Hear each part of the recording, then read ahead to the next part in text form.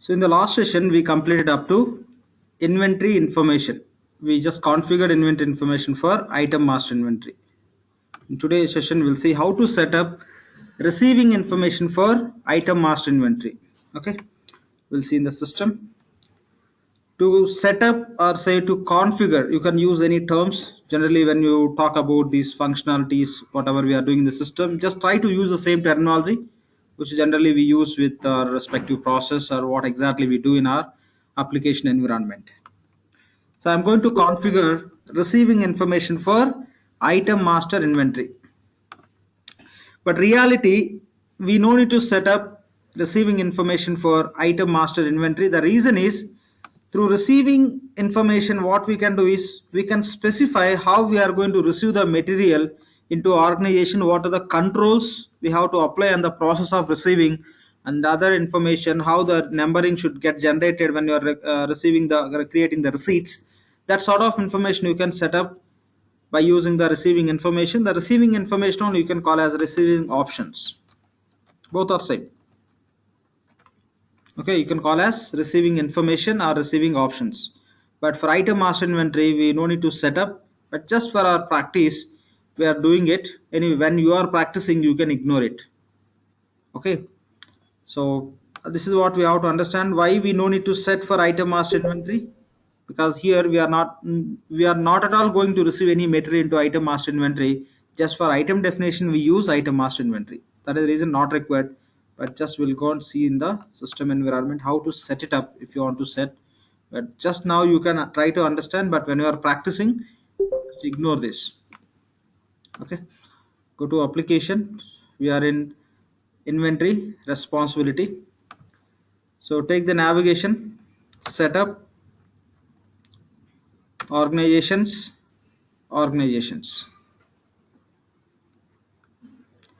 and find our inventory, item master inventory. The name is ERPTREE. So ERPTREE item master inventory. This is what we created in last session. Select and click on find. So click on others. So already we given accounting information, right? Just we'll go through it.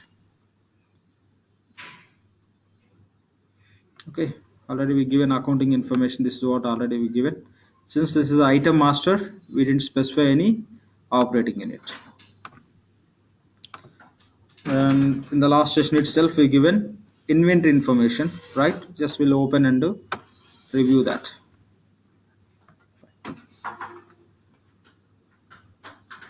So you can see all the details which we provided in the last session. Right, done.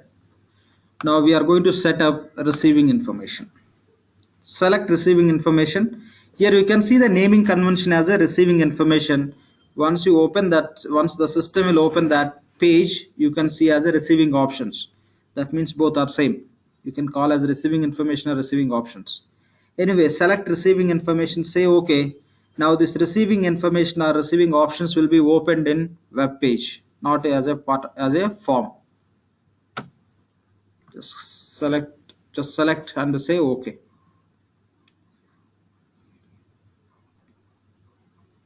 Fine. See that now here you can see the name as the receiving options. We selected as a receiving information. Now system is displaying as receiving options. Remember, both are same. Now what level we are going to set receiving options? What purpose we set receiving options?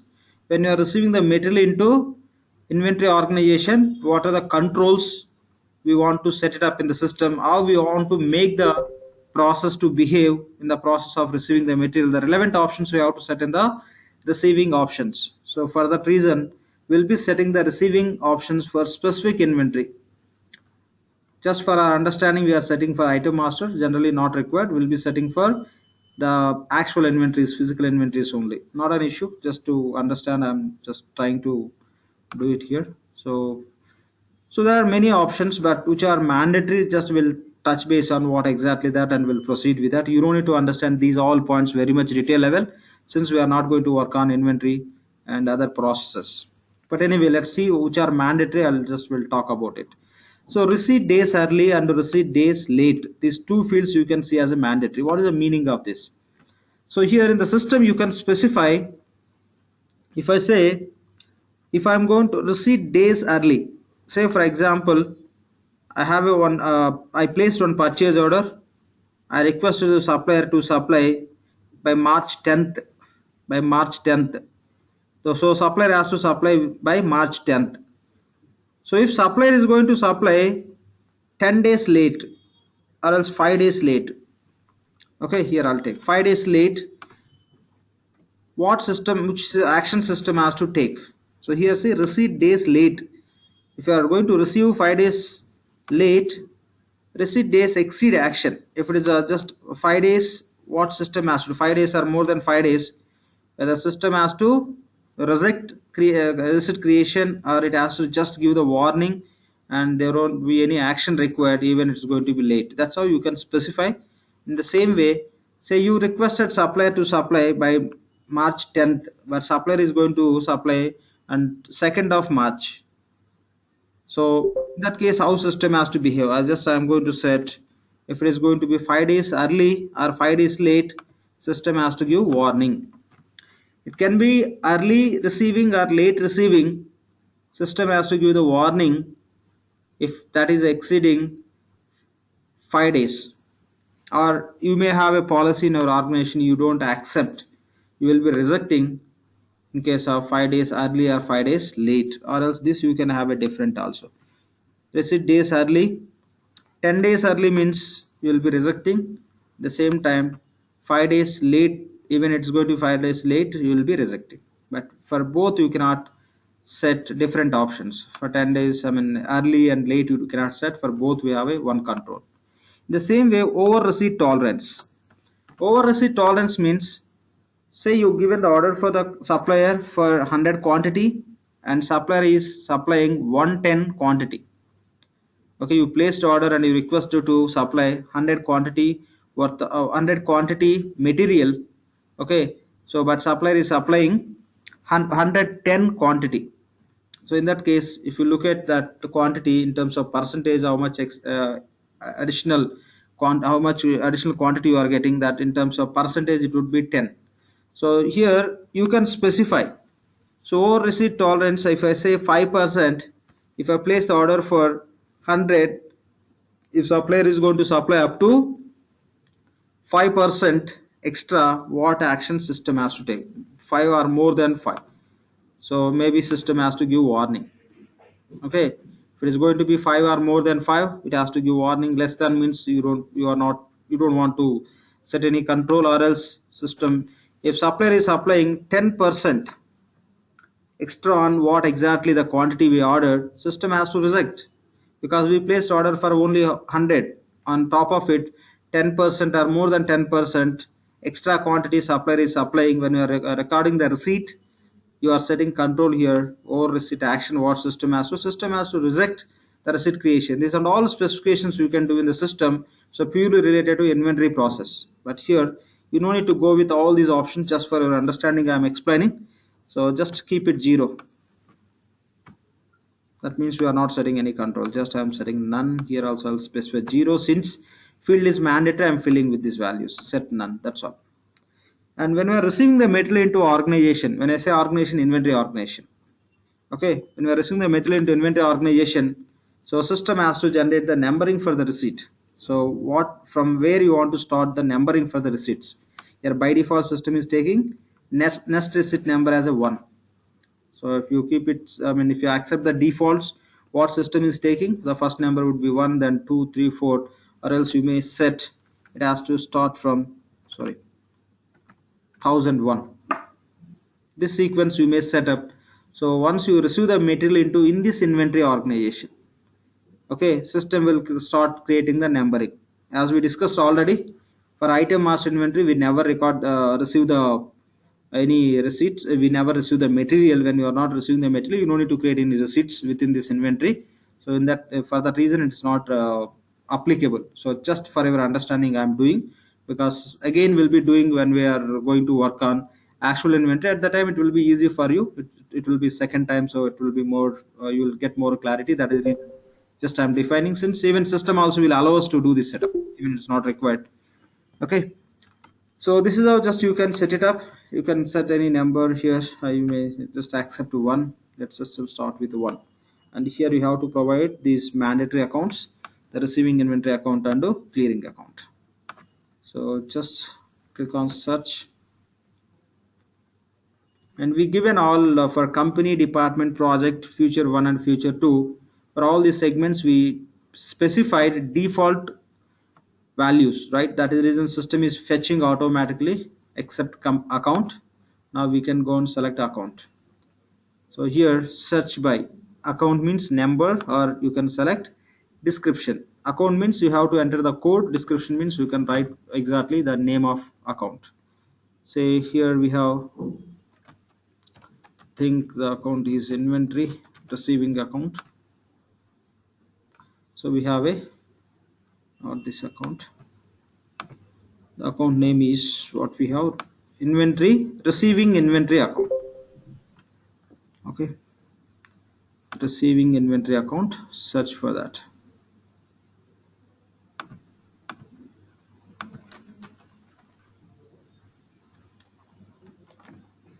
Receiving inventory. So you have receiving inventory account, you can select. When you are practicing, if you don't find this account, okay, you can just create this account as a like by selecting the account type as asset. Then just click on create and select it. I'm sorry, select this code combination and click on select. Okay, just select receiving inventory account and just click on create. Then system will create the code combination by taking company, department, account, project, future 1 and future 2. Select that code combination, then click on select. Now we have one more mandatory account, that is clearing account. Just click on search, select inventory clearing account. Here you can go with the description.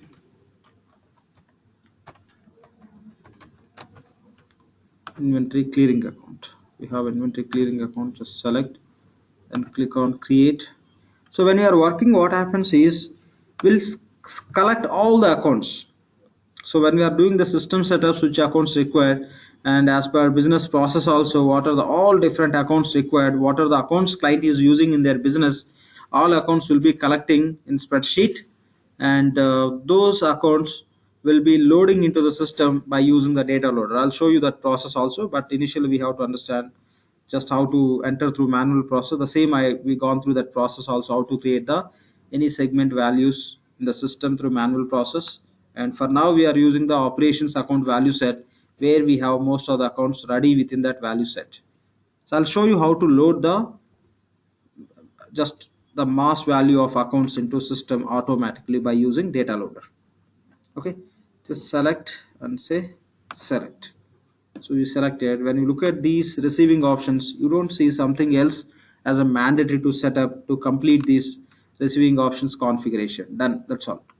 Now just click on save.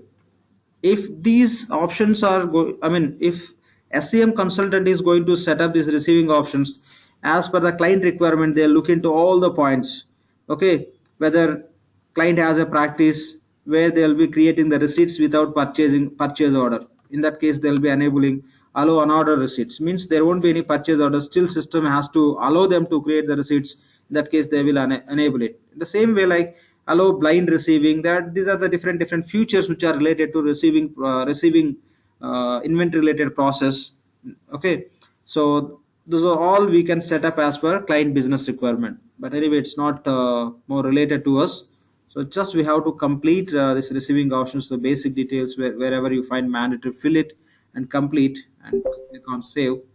This is how you can complete the receiving options setup. Done. I'm just canceling. Canceling means it's like close, or else you can close it also directly from the browser. Done. So we're done with the receiving options. Now we'll go and create the actual inventory. Okay, we'll create the actual inventory. So to create the actual inventory, you can just from this organization form itself you can create, or else you can create the actual inventory from HRMS. From anywhere you can do it. In case of HRMS, this is the navigation. If you go to HRMS application, navigation, already we know already we created from here only. Business group, operating unit, and item master inventory, everything we created from here. Same navigation. Work structures, organization, description. If you take this navigation, the same form will open. If you click on new, here you can create. The same form is available from inventory also. That's it. So inventory super user, you can go to the inventory responsibility. You can access to the same form by taking navigation here. Setup, organizations, navigation is different, okay, which is available from the two different applications. One is HRMS, the second one is inventory, but the form remains same. The function is remains same. It will open. Just click on new to create the new inventory. Now we'll create the actual inventory. I want to give the name as ERPTREE Hyderabad inventory. So since this is a physical real, okay, inventory, you should specify the location. When you are creating the item master inventory, you don't need to give any location. The reality, you don't find item master inventory, which is a virtual. So this is a physical which you have in Hyderabad. So it's even the field is optional. As a mandatory, you have to specify. Say Hyderabad and save up to here. Now what we are trying to create, inventory organization. Okay, just so you can write as inventory or inventory organization, anything you can write. Just you may write detail level, anything you can write. Now this is the inventory organization. It can be master or actual, doesn't matter, it's inventory. So here organization classifications, we have to select as inventory organization. Select organization classification as inventory organization and enable that classification and save up to that. Okay, now go to others tab. First we have to provide accounting information. Here we'll be specifying this inventory is going to be under which operating unit and which legal entity as well as primary ledger. All the details will specify. After completing accounting information, we have to set up inventory information, and for sure we have to set receiving information for this inventory, because this is a real inventory. You can ignore setting up receiving information for item master inventory, not mandatory, but you have to set up receiving information for actual inventories, because always you'll receive the material into actual inventory only. For item master, just for item definition, you never receive the material. For that reason you can ignore it, but in our classes just I shown you how to set up for that, just for practice and your better understanding. I just taken that point. When you are practicing, please ignore setting up receiving information for item master inventory. You can set only inventory information for item master. Now we are doing the setups for Hyderabad inventory organization, which is a physical. You have to set first accounting information, next inventory information, finally you have to set up receiving information. We'll go and set one by one. Select accounting information, then say OK. Just place cursor in accounting information field. Okay, just place cursor. Now just select your primary ledger, ERPTREE. So system is defaulting the ledger which is associated with this primary ledger, and this inventory is going to be under which operating unit. Just type ERPTREE, since we have name with that which starts with ERPTREE, it is defaulting. So this inventory is going to be under ERPTREE Hyderabad operating unit. Say OK and click on OK.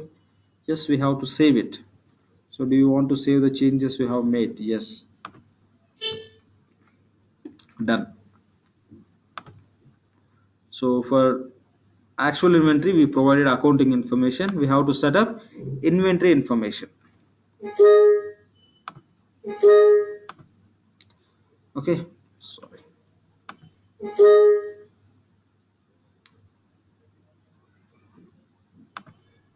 Right. So inventory information, we created it, right? The actual inventory we created just now. Now we'll go and set up inventory information. Same process. How to set up? So go to others tab, select inventory information, then say OK. So already we specified, we given inventory information for our item master inventory. Whatever the information we given for item master inventory, that information you can copy to your actual inventory. For your actual inventory, inventory information you can copy. Okay, so here we are trying to set inventory information for our actual inventory.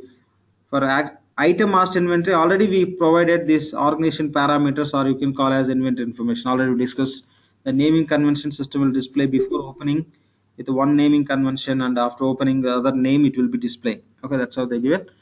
So here what I'll do is I want to copy. If you just look into that calendar, it is not taking.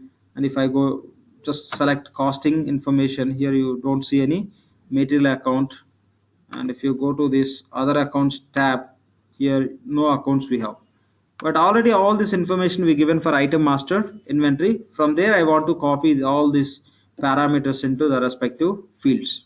So for that what we have to do is, instead of going and entering once again, okay, so go to tools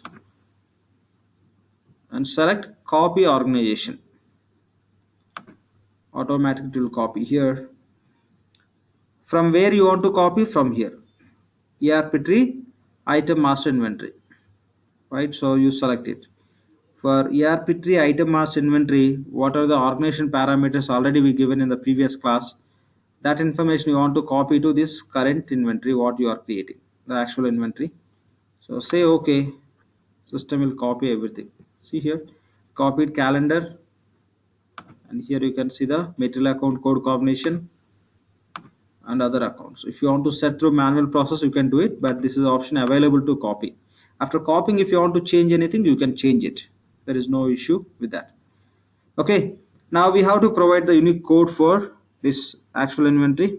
I'll give the name as, so ERPTREE Hyderabad inventory, and we have only one item master organization. The same we have to select here. Click on this LOV here, ERPTREE item master inventory. Select it. The rest of all the information system already copied from our master inventory. The same you can accept and save it. System will ask for the confirmation and it will give the note, say okay. Already we gone through that message and meaning we discussed when we are setting up the same inventory information for item master inventory. You may read it, say okay. Done. Okay, so we completed inventory information for actual inventory. Now we have to set up receiving information. It's a mandatory, compulsory you have to set, otherwise you cannot create receipts within this inventory. Okay, so go and set up receiving information. So how to set up? Just go to your inventory and just click on others. Here you can find the option called as receiving information. Select and say okay. Here we don't have any copy option. Okay, you don't have any copy option. You have to set through mandatory as a manual process only. So just fill with the zeros. Already we discussed when we set for master inventory. The same, just I'm filling with the zeros just to complete the setup. 0 and the number and all, everything we are going to accept. And one more point, just make a note, receipt routing. This you can make a note as, okay,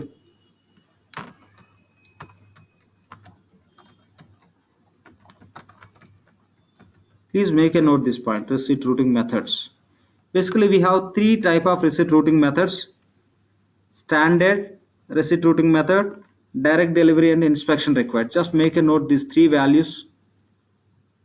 So we'll be discussing before we go and work on the relevant process. Just make a note of these 3 points. None is not required. Just none means no, nothing, no receipt routing method. Just you make a note like this. So we have a 3 type of receipt routing methods. Those are standard receipt. This first you can take the standard receipt, then direct delivery, and inspection required. Just make a note. You have to understand these very basic, how it works, the basic functionality we have to understand. Okay, standard receipt, one is standard receipt, the second one is direct delivery, inspection required. Just make a note. So we have three type of receipt routing methods. Those are standard receipt, direct delivery, and inspection required.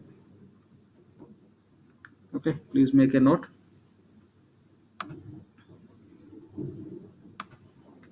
Okay. Now out of these three here, just as a part of setup, I am going to select standard receipt. Okay. So I'm selecting receipt routing as standard receipt. You will understand once you start working on the process. And before that, anyway, I'll be explaining what is the meaning of these three different values, how the process works based on selection. So here, provide receiving inventory account. Click on search, select description.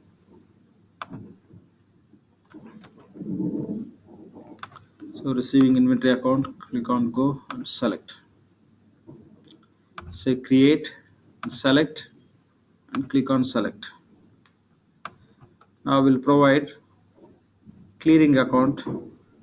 Click on search and click on search for the account field and just select search by description. So account is inventory clearing account. Click on go. Instead of selecting here and clicking on select directly, you can go with the quick select. It will get selected directly. Then click on create, select created code combination, which is a new code combination. We never created this code combination in the system, right? Select, that will get selected.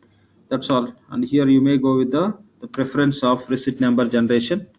So in that case, you may ask with your client saying that from where they want to start with the receipt numbering. But anyway, we won't be asking. That is not our job. So SM people will have interaction with the client, with their procurement or inventory departments, the material management departments, how they want to have a numbering for the receipts. Okay, done. So just remember, receiving options we are setting at inventory organization level. Inventory level we are setting. Okay, these points are very important. We are not setting receiving options at operating unit level. Just inventory level we are setting. That means this process related to inventory. Just save it. So your changes have been saved. Okay, done. You may close it and update the status as done. Now we'll go and create the sub inventory. Okay, now we'll go and create the sub inventory. When you talk about sub inventory, okay, here I think we have within this.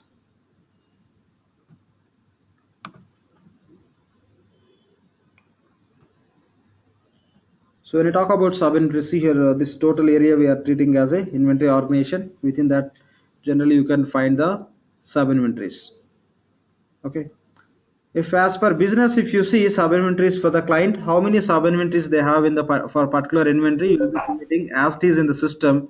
If they have within one inventory 10 sub inventories, you can create 10 sub inventories within the inventory organization. But there may be case where client may not have sub inventories as a part of their inventory. In that case, as a mandatory, at least you have to create one sub inventory. When you are creating the receipt, it's a mandatory you have to specify you are receiving the material into which is sub inventory. As per our system solution, sub inventory is mandatory in the receiving process. At least for that reason, you have to create, even client doesn't have any sub inventory. So in that case, normally we'll create the dummy sub inventory. Remember this point. It's a system requirement, process requirement. Okay, fine. So we're done with this. Now we are going to create the sub inventory. How it is saved? 1 second.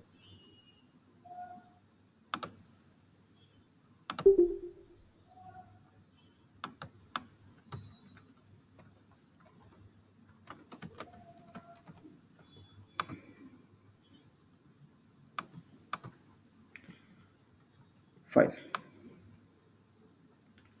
We are going to create the sub inventory. The client may not have sub inventories.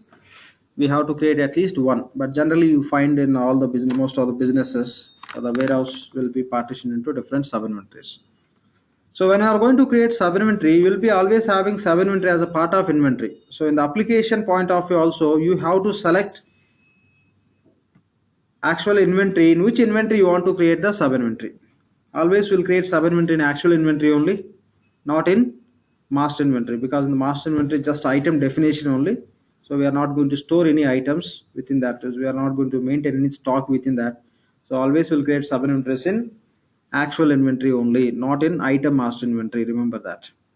So now we can create the sub-inventory from inventory responsibility. Okay, we can create the sub-inventories from inventory responsibility. Just go to inventory responsibility, and you want to create the sub-inventory where? You want to create the sub-inventory in the actual inventory. So select first actual inventory. So from inventory responsibility, here we have one function called as change organization. We have one function called as change organization. Just double click. Now system will ask, we want to enter into which inventory environment. Once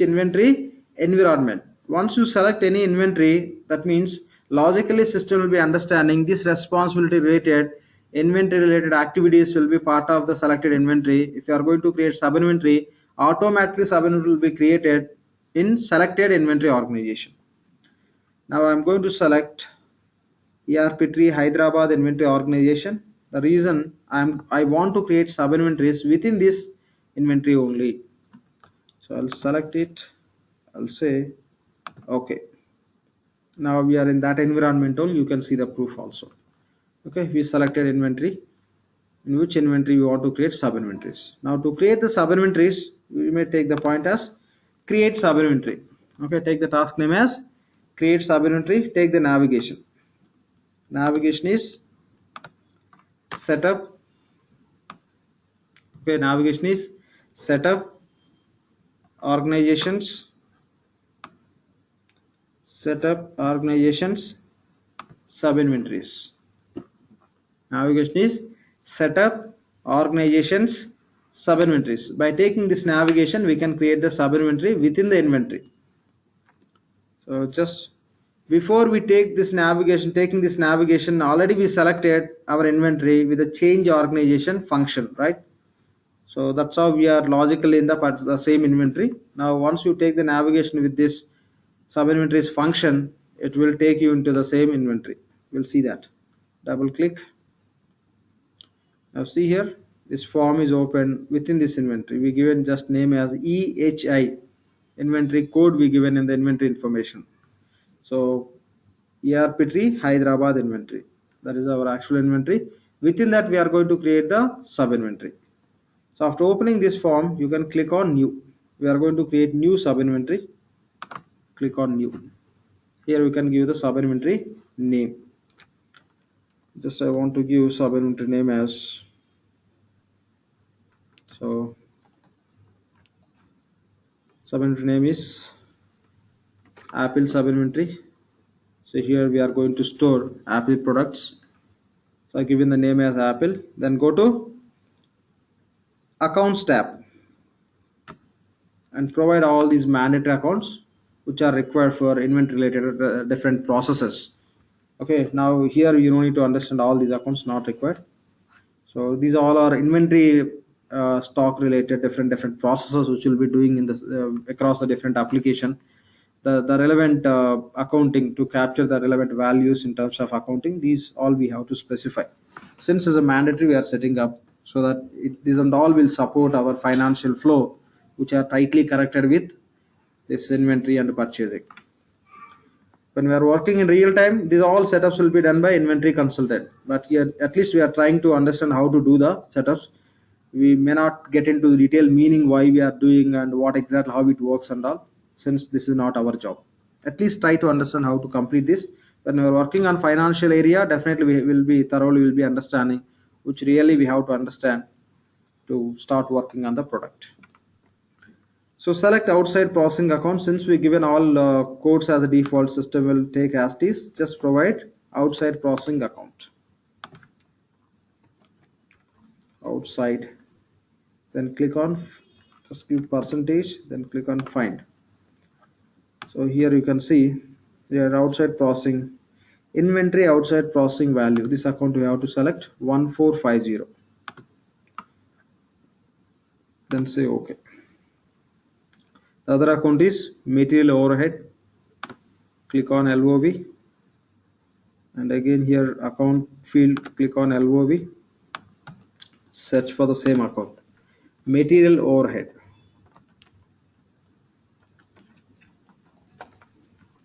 Just give percentage, then click on find. So inventory material overhead value.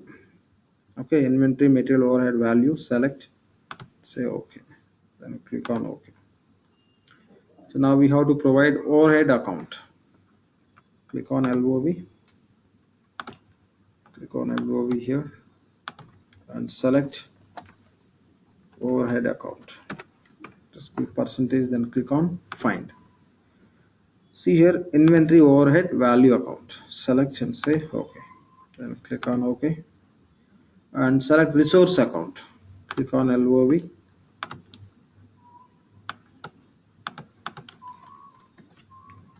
Search for resource, then click on find.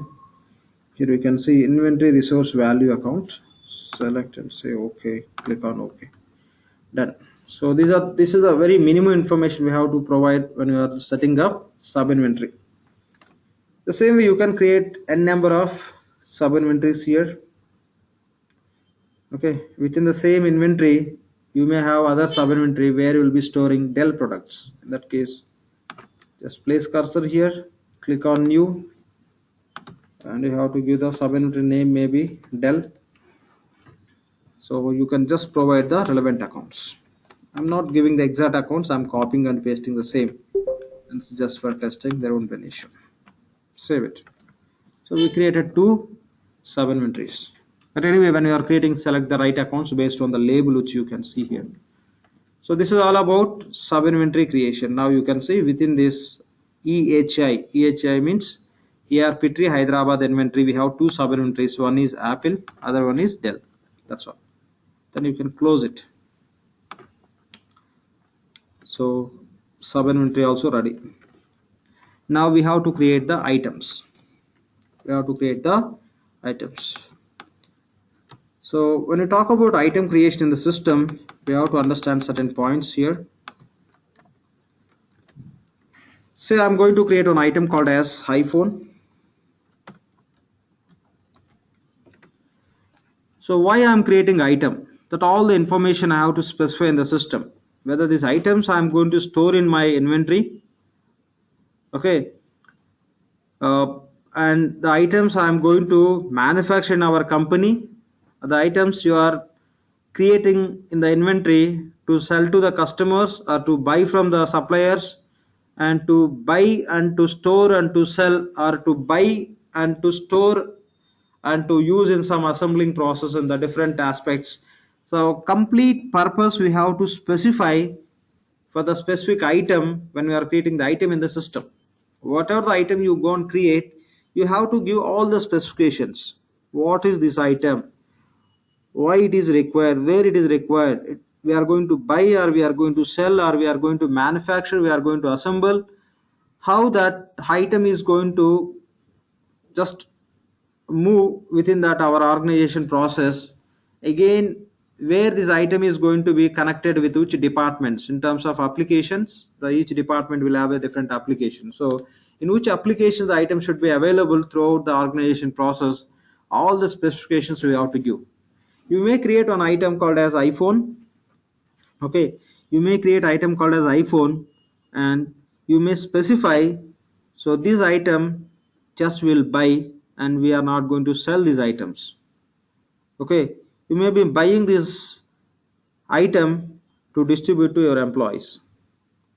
Okay, so that could be the reason why you may buy the iPhones, or else the reason could be you'll buy these iPhones, you'll maintain the stock in your inventory, and you'll be selling to your customers with some margin. That could be your business process. Or else you may buy some accessories kind of stuff related to so and so item, and you may assemble and you may sell to the customer. So in that case, accordingly you have to specify the item related information. So how you are going to use the item, in which process we are going to use, in which application the item should be available, all you can set up in the system with the concept called as attributes.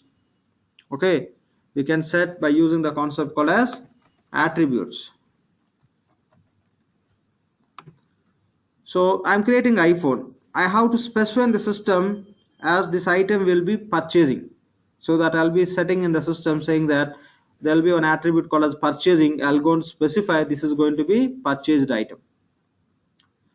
And the same item will be selling to the customer. I have to set the attribute saying that we are going to sell to the customer, as where customer can place the order against this item. That's how we have to set the attribute. So for each and every item we have to set relevant attributes. Those attributes only we call as item attributes. So when we are creating the item in the system, as a mandatory we have to set the item attributes. Based on the attribute specification only, system will start behaving the process of item related transactions or item management process. Okay, just these are the simple points we have to understand. For each item we have to set item attributes. Item attributes nothing but item characteristics. Okay, so how the item has to be managed within the organization, which process, which application, all you can set it up. Say for example I am taking an item called as iPhone.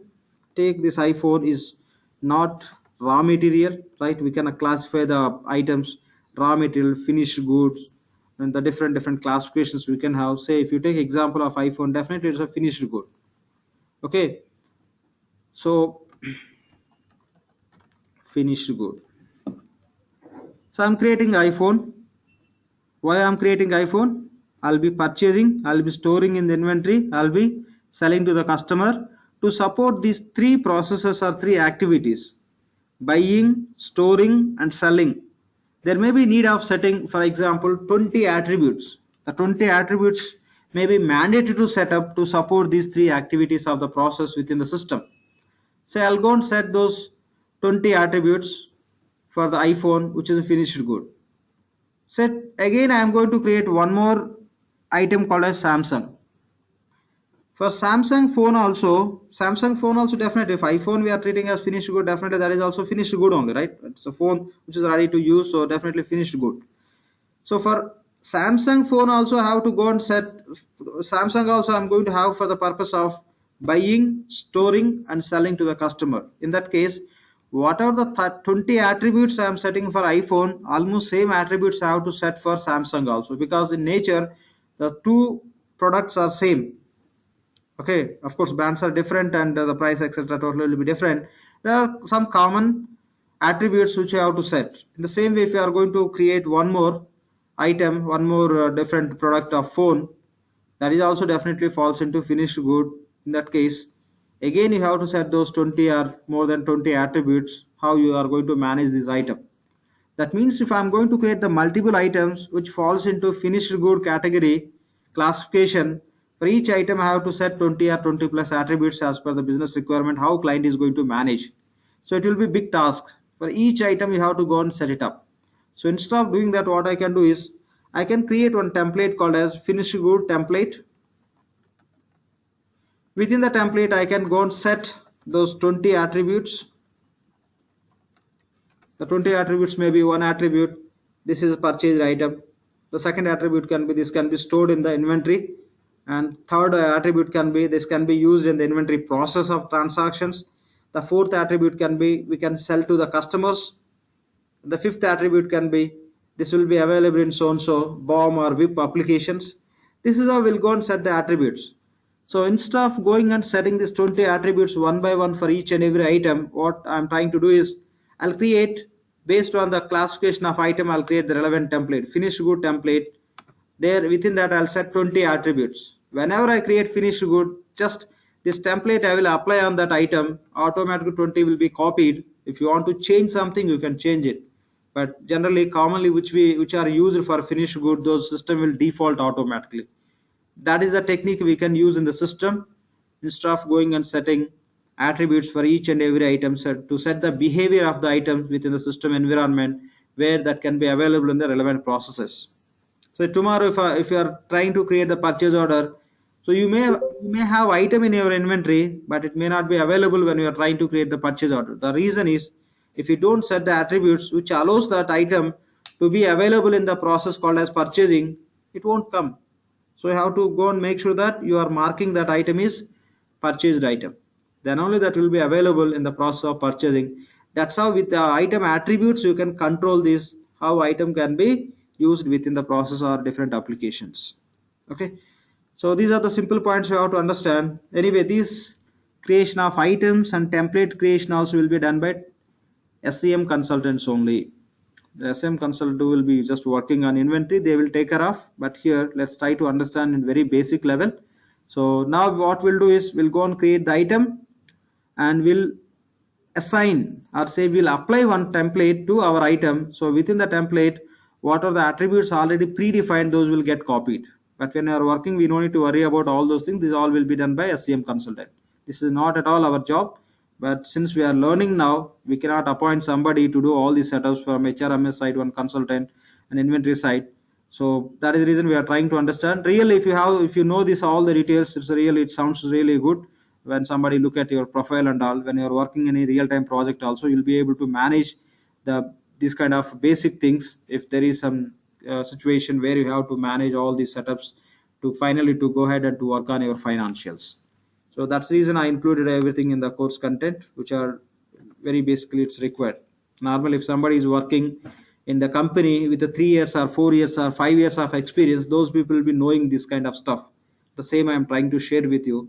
Okay, by giving this information for you may not become 4 or 5 years of experienced guy by just attending the training, but more or less you will be having the equivalent knowledge with the guys who has 3 to 4 or 5 years of experience in the market. So these are the simple points we have to understand. Now we'll go ahead and we'll create the item. First we'll create the item.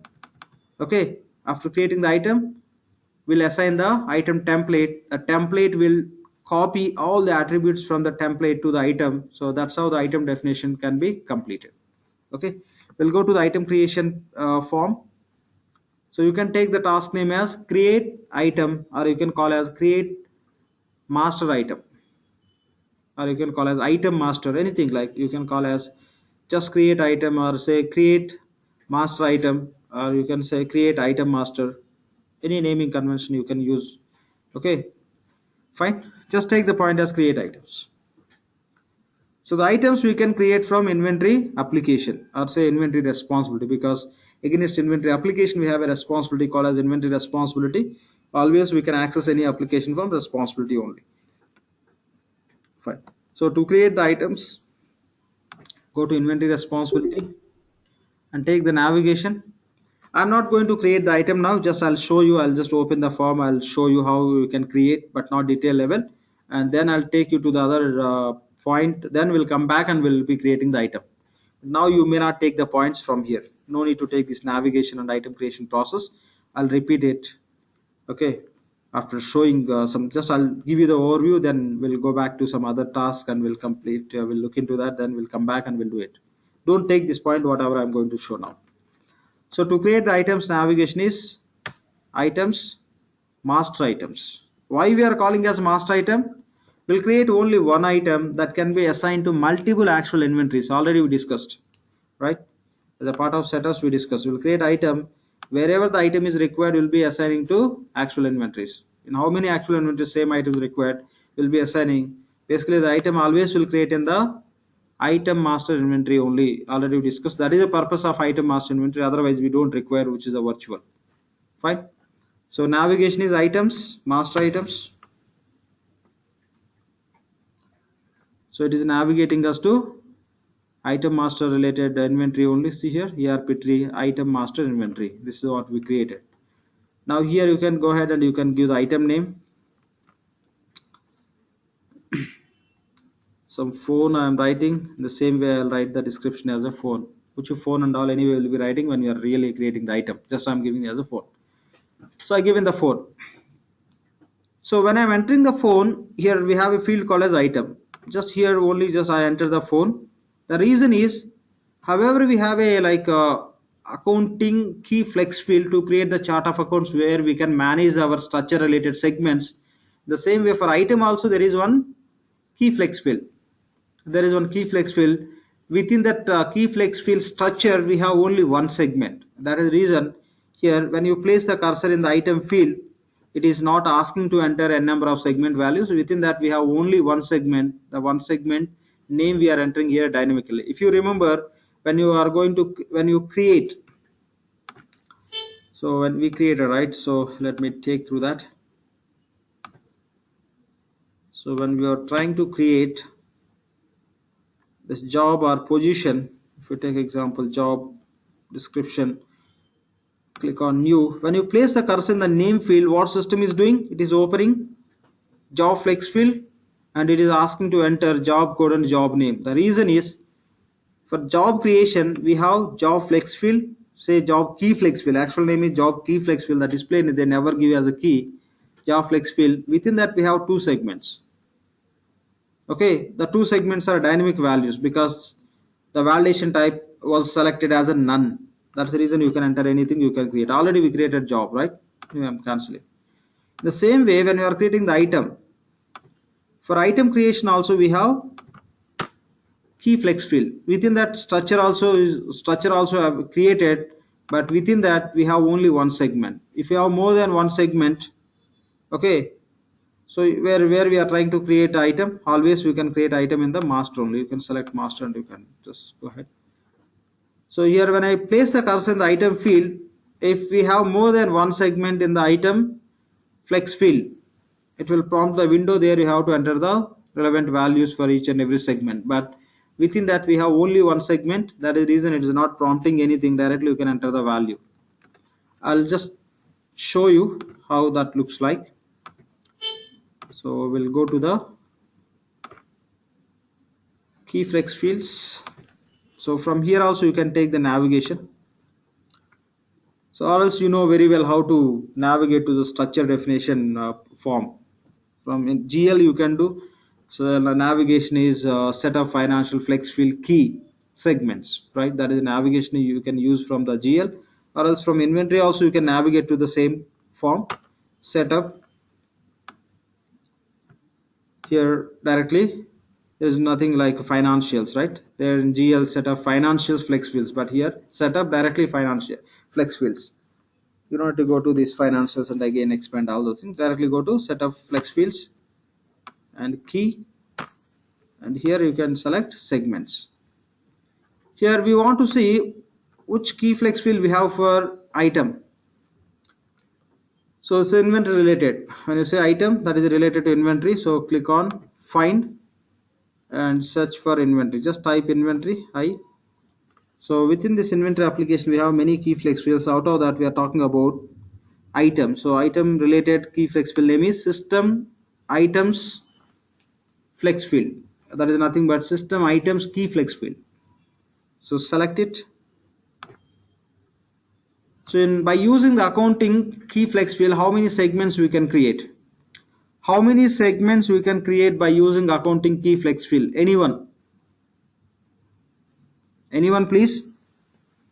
Maximum 30 we can create. Maximum 30. Any other answers?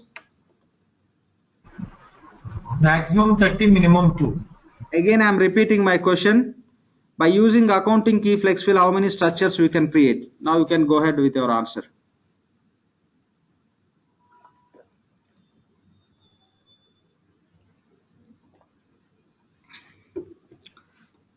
I'm sorry, I don't know how you are understanding my question, but still my question is clear. By using accounting key flex field, how many structures you can create? You can create n number of structures. Please note the point, I didn't ask how many segments you can create within the structure. Okay, I'm asking how many structures you can create. This is what? This is accounting flex field. Within that, how many structures you can create? N number of. See here, many are there. Out of that, one we created. That's what I'm asking. I didn't ask the question how many any number we can create. Yeah. So I didn't ask the question how many segments we can create. Okay, fine. Anyway, done. So by using the accounting key flex field, you can create n number of structures. But when you talk about system item key flex field, you can create only one structure. you can create for one instance. You can create only one structure. Already that is created here. If you open and see, you have only one segment. Since you have one segment, when you are trying to create item, when you place the cursor in the item field, it is not prompting any just fields to enter as those segments, because only one we have. Directly you can enter value for the same segment. Okay, that's what you have to understand. Sometimes when you are working, if you see the case where when you place the cursor in the item field, it may pop up other window, it may ask for 2 to 3 fields. In that case, only the point you have to understand, in item system item key structure, they have more than one segment. That's what you have to understand. But in the current case, only one. That depending on client, they will be having the segments, how many they need when they are defining the item, how they want to classify, the very granular level or in other levels. So they'll be deciding, and they'll be that solution will be finalized by inventory consultant by having required interactions with the client by taking the detailed requirement. So this is a simple point to understand. If you are okay with this information, what I'm trying to give you, that's fine, or else just ignore it. You don't need to worry about if you are not getting it. Okay, there is no other possibility where I can go ahead and explain in other way, but just these are simple points to understand, but it's not that much mandatory for us. But if you know, that's really good. That's the reason just I'm trying to include these points. So now you can take the point as create item. Okay, please make a note from here. So task name is create item. Take the navigation, items,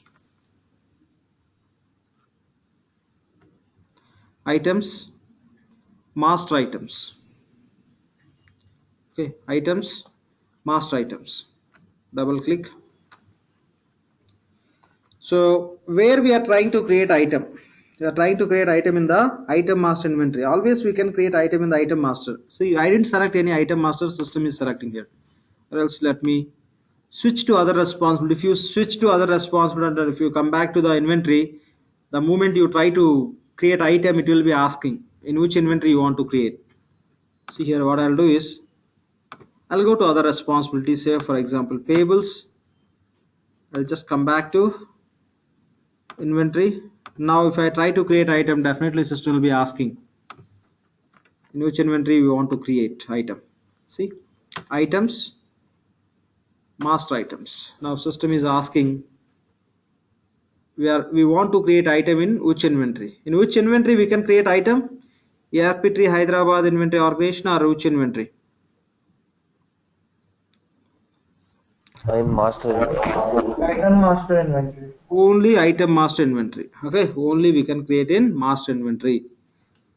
But if you try to create in actual inventory, finally it will route to master only. See here, I may try to select ERPTREE Hyderabad inventory organization. I'll say okay. Finally system will select item master only. See, system selected here as a ERPTREE item master inventory. That means item can be defined only within the item master inventory. This is what we have to understand. Now we'll give the item name. Say when we place the cursor in this item field, it is not prompting any additional fields. That means just now we gone through that structure of system item key flex field. We have only one structure. Within the structure we have only one segment called as item. That is the reason it is not asking to enter multiple values when you place the cursor. Within that structure, if you have more than one segment, the moment you place the cursor here, it will be giving one pop-up window. There you can enter the relevant segment values. Since we have one segment, directly you can enter the dynamic value into the same field. So here I'll create item called as iPhone. Okay, I may write the description as Apple phone. Okay, done. I just given this. Now my requirement is this iPhone in my business process. Okay, I want to buy as per my business. Say we used to buy these iPhones and we store in the inventory, and finally we'll add some margin and we'll be selling to our customers.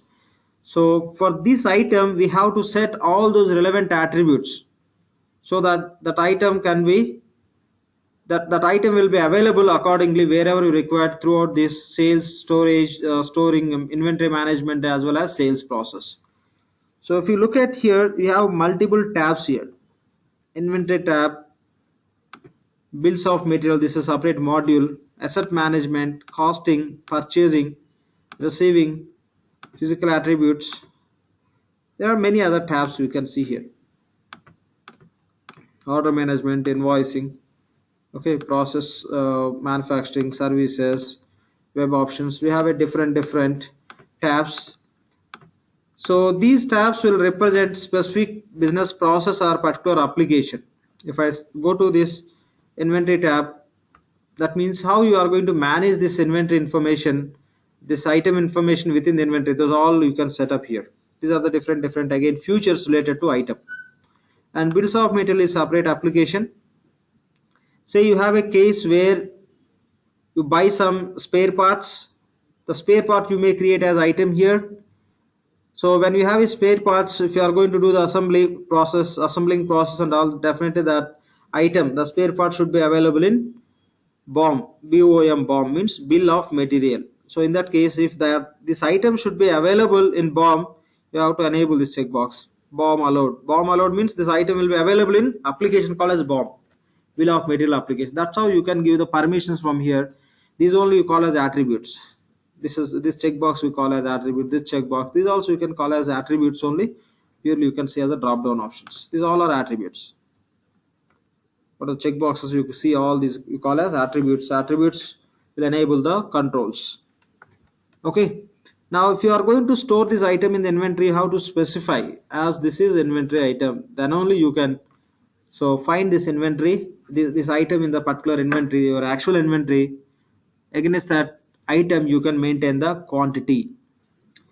And if you want to buy this item as per your business process, so you go to the tab called as purchasing tab and enable as purchased. Then only this item will be available when we are raising the purchase order and relevant processes wherever the item is available to procure. And the same way, go to order management here.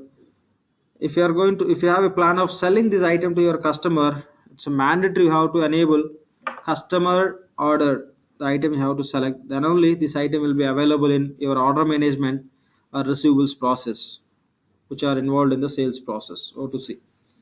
So this is how all these attributes you can set up on any item.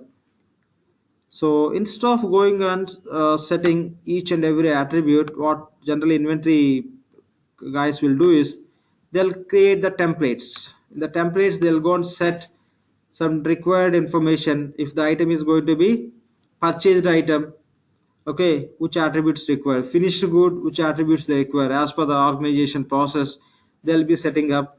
Simply we can go and copy the template to our item, so automatically all the required attributes will get enabled. I'm just going to disable what we enabled. Just for testing I shown that. So now I didn't enable anything. Whatever I enabled for testing I removed. See here, inventory I removed, purchasing I removed, nothing I enabled. Okay, now we created item, just save it. We created item. Now we didn't set any specifications in which application this item should be available, in which process this item should be available. To set that attributes, what we can do is we can go and copy the template to this item. Let's see how to copy the template, how to copy the attributes, okay, from template to item. We'll see how to copy the attributes from template to item. It's a very simple process. After just you have to give the name, item name, as well as write description. That's enough. Then save it. After saving, select item, okay, select item, then go to tools, select item, then go to tools, select copy from, select copy from.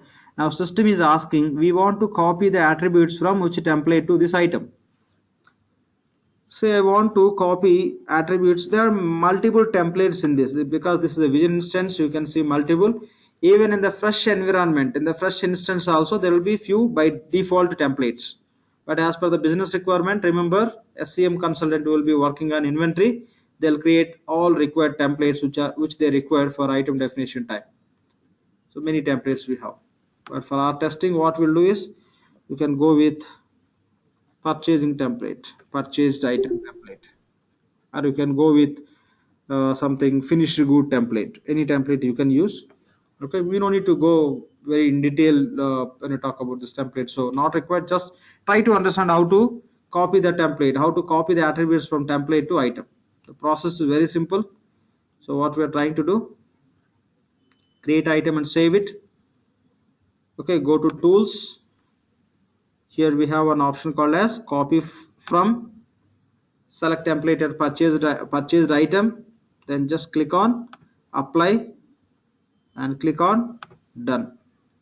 Now go to inventory tab. You can see those checkboxes are enabled, because these checkboxes are enabled because the template level these attributes are specified as these are required to enable. The same way, go to purchasing, these tabs also, the checkbox also enabled. Go to order management, so this also enabled. That means within this purchased item template we have the attributes which enable this item to purchase and to store and to sell. Not only this, for many other process also we have attributes within the template. This is what we have to understand. Then save it. After copying the attributes from template to item, save it. Done. So what is the next step we have to do? Where we have item now? Anyone? Simple. My question is always simple. Okay, where we have item now?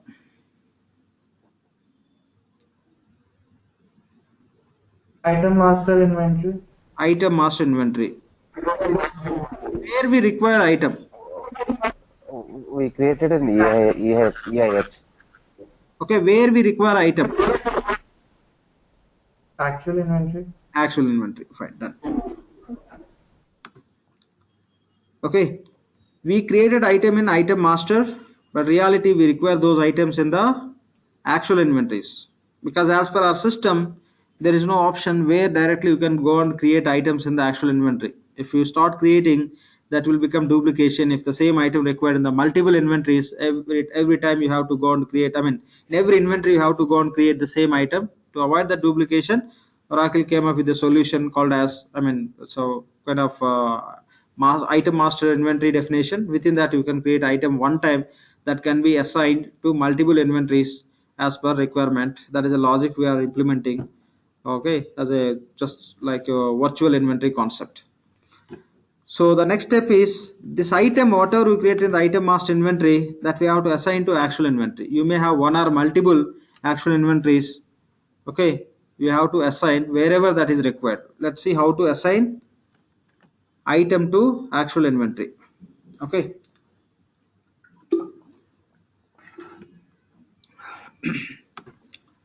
So this is our item, iPhone. So if you want to assign this item to any actual inventory, what you can do is select item, just place the cursor in the item field, go to tools, and here we have option called as organization assignment. Okay, go to tools and select organization assignment. If not this navigation, you can go in this way also. Here sorry, here also we have a shortcut. The item level itself we have an icon which will allow us to assign the item to organization. Okay, directly you can click on this icon or you can go with this navigation. Anything you can follow. Okay, I'll go with this navigation. After creating item, place cursor in the item name field, then go to tools, click on organization assignment. Once you click on this, you can see how many inventory organizations we have. That's all you can see. Okay, there was another inventory which was created for a testing purpose. Okay, that ignore it. These two we created, right? So where we have item, see here item is iPhone, the description is Apple phone, and by default system is showing this item is already assigned to item master inventory. Why it is showing? Because the item is created within the item master inventory only. Now we have to assign this item, okay, this item to our actual inventory. Our actual inventory name is ERPTREE Hyderabad inventory. So what we have to do is, it's very simple, go and assign this item to this actual inventory. assign and save. From now, this item called iPhone will be available in ERPTREE Hyderabad inventory organization. So this is how you can assign. If you want to assign this item to other inventory also, here we have other inventory called as test inventory. So you may assign to that inventory also. That's how you can assign one item to multiple inventory organizations, and the stock and all the quantity you can manage within the respective inventory only. Just we are sharing the item definition, nothing else. With controls we are sharing the item definition across the multiple inventory organizations through assignment action. Just save it, done, and you can close it.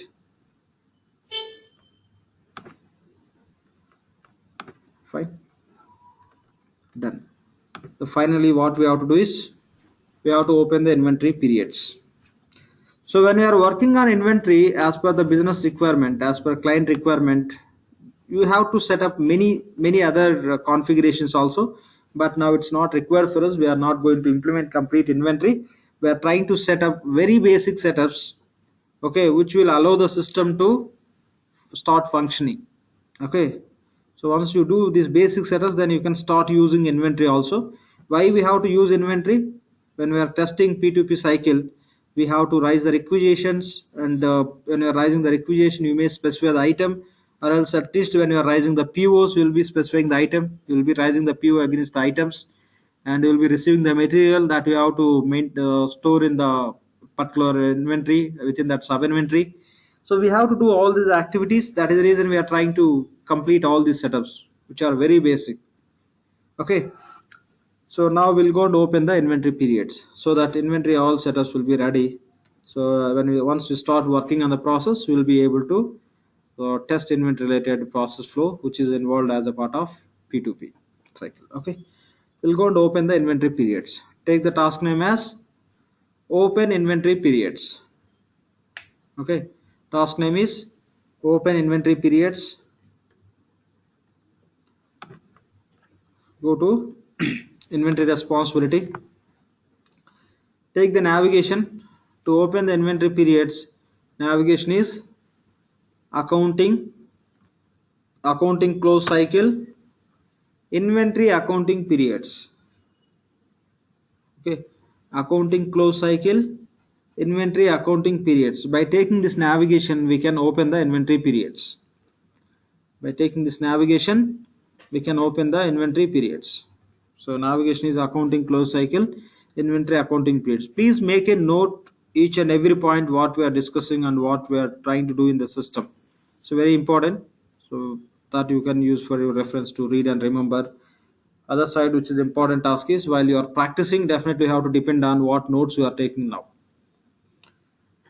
Okay, if you have a confidence of you have video, are going to get the videos and all, reality those are not going to help you when you are practicing or when you are trying to recall something.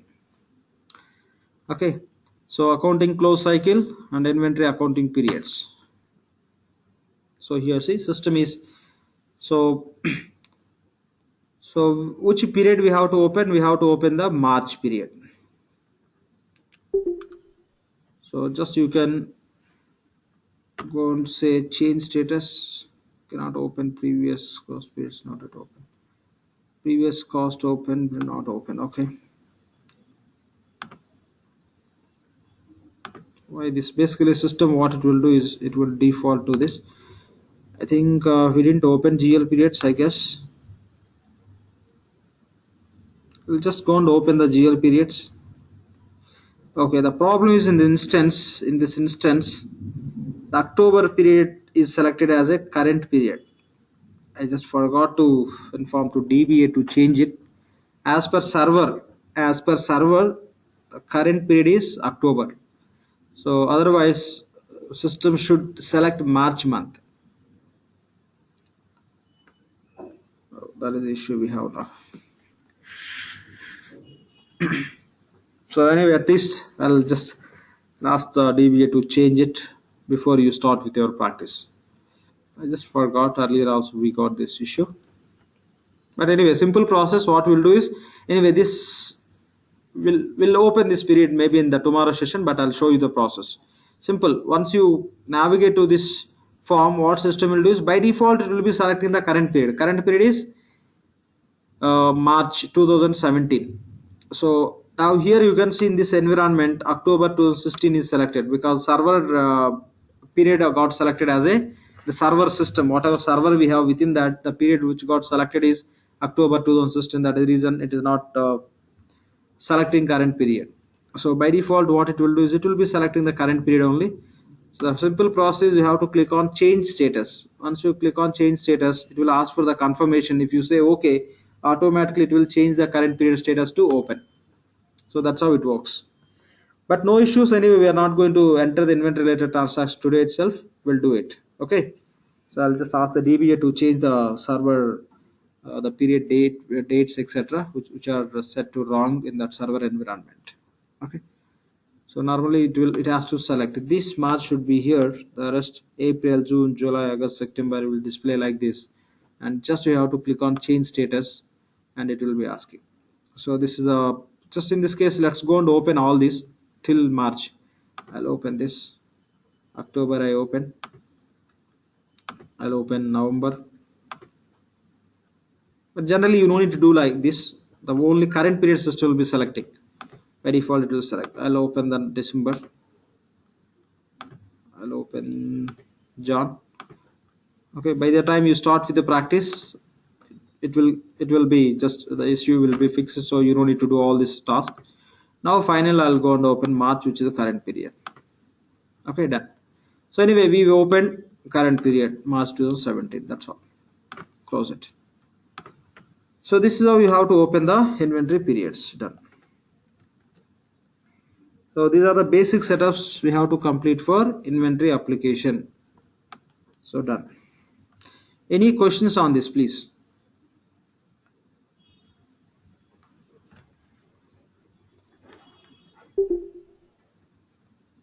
Any questions? Yes, Laxman.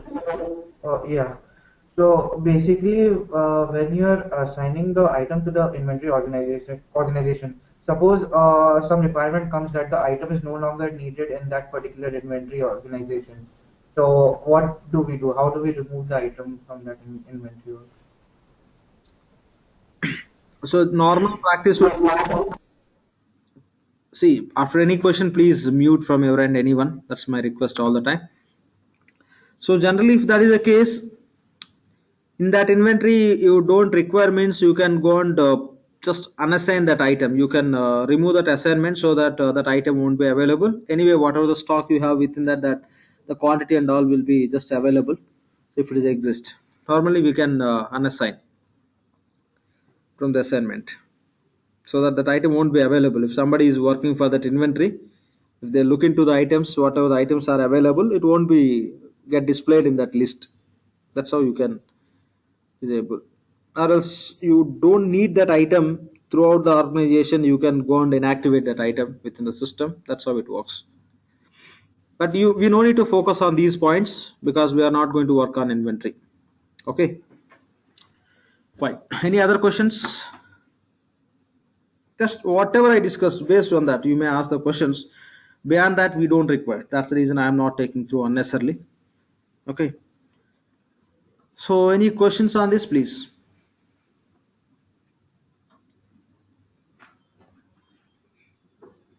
Okay, so hope it is clear what we did. Okay, so fine, we'll proceed with the next other application configuration.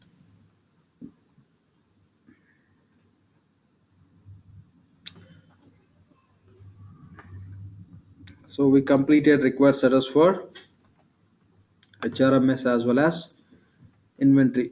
Now we'll see what setups we have to do for purchasing application.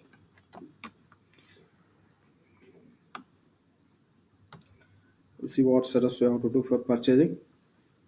So just we'll complete purchasing setups. After completing purchasing setups, okay, theoretically we'll try to understand the entire accounts payable application. After understanding theoretically, then we'll do the setups. Then we'll start working on P2P cycle. Okay, fine. So when you talk about purchasing basic setups, what we have to do is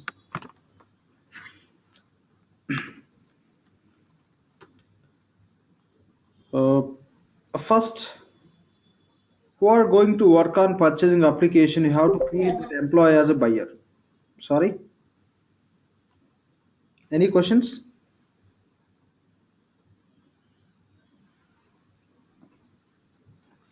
Okay, no questions.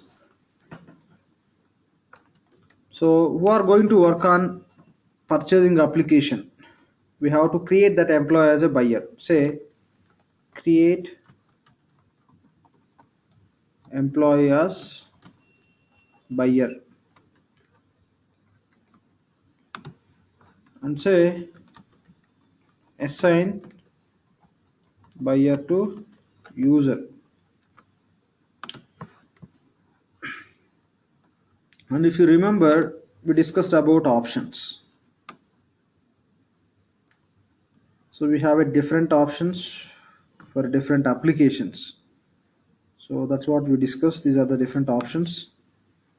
So for inventory options. So for inventory, we have inventory information. For inventory and purchasing, we have receiving options or receiving information you can call. From purchasing, for PO, we have purchasing options. For PO, AP, FA, we have financial options. For AP, we have a payable options. Okay. Here, based on that, you tell me how many options are related to purchasing application as per this information.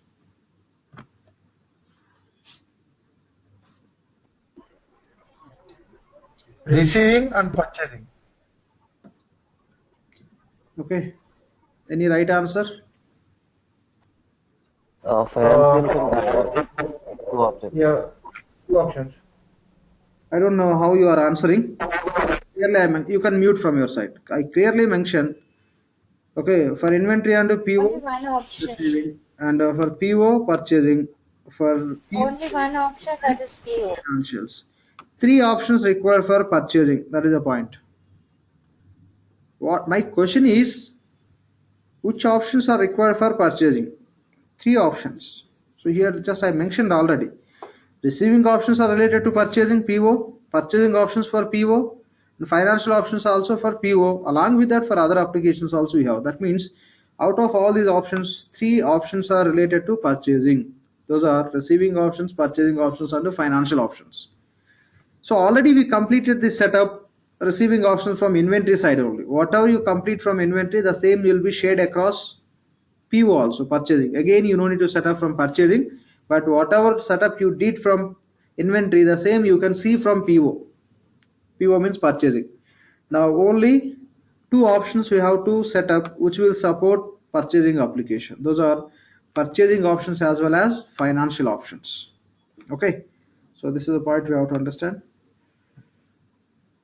So what we'll do is, first we have to create employee as a buyer, then assign buyer to user. After that, first you set up financial options. I'll say configure financials options, and then set up purchasing options, or you can say configure anything. So we can say set up or configure. Say configure purchasing options. After completing this, we have to set up approvals. When we are creating the requisitions and purchase orders, we require approvals. We'll try to understand how the approvals, what are the different type of approvals we have, what are the basic setups we have to do for approving the requisitions or purchase orders. We'll understand. Okay, we have to set up the approvals. When you talk about setups, there will be some detailed setups. At that time we'll discuss. For now, let me just give you this presentation of basic setups. So after completing that approvals, okay, we'll set the approvals for requisitions and purchase orders. Once we're done with that, we can open purchasing periods. That's all. These are the basic setups we have to complete for purchasing application. Okay, we'll do one by one. So first we'll go and create our employee as a buyer. We have only one employee. we'll just classify, okay, or else say in other words, we'll go and select our employee into buyers list. That only we call as create employee as a buyer.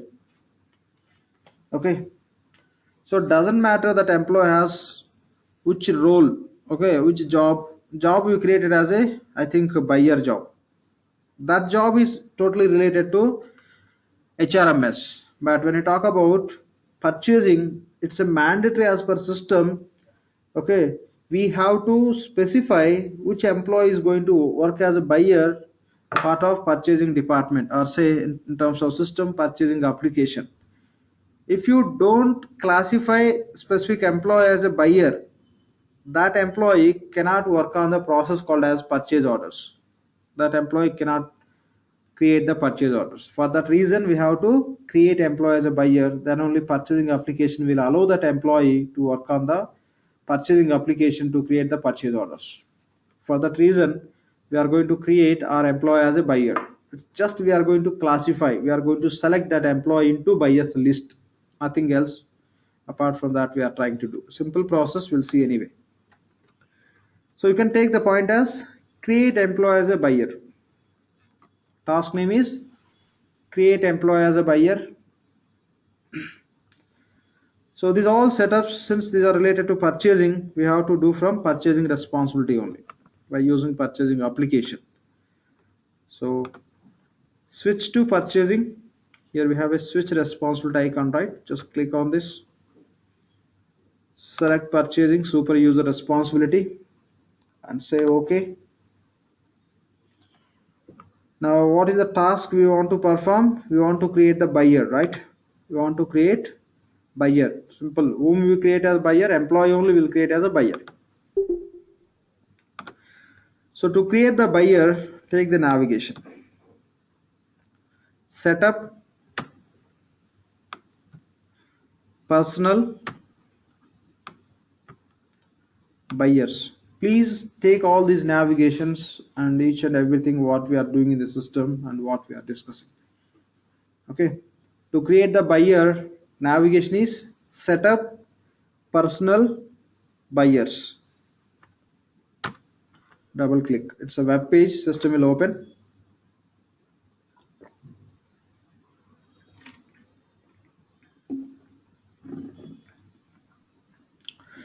Okay.